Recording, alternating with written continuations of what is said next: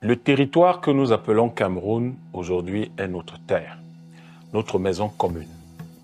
Elle a connu une histoire douloureuse sous les Allemands, les Anglais et les Français. Et depuis 1958, une situation de pillage économique et civilisationnel appelée néocolonialisme.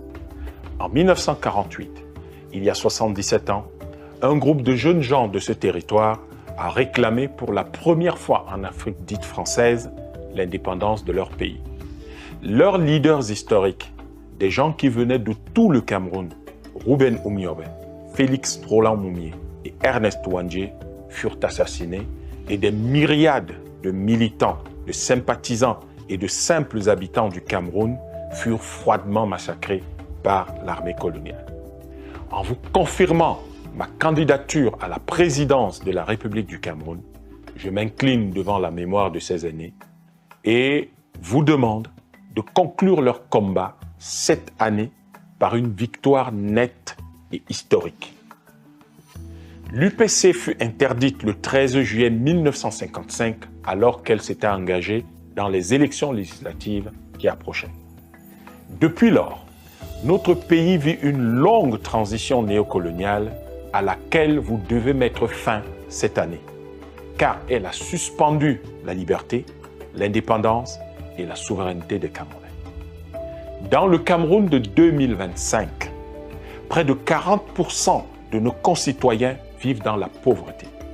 Cela représente près de 12 millions de personnes sur une population totale estimée à 30 millions. Le pouvoir d'achat est inférieur à celui de 1987, qui lui-même était inférieur à celui de 1887. Le taux de scolarisation des adolescents est d'environ 43% pour les filles, de 48% pour les garçons et 25% des adultes ne savent ni lire ni écrire en aucune des deux langues officielles. Le taux de transformation des matières premières stratégiques pour le pays, comme le coton, varie, bon an, mal an, de 2 à 4%.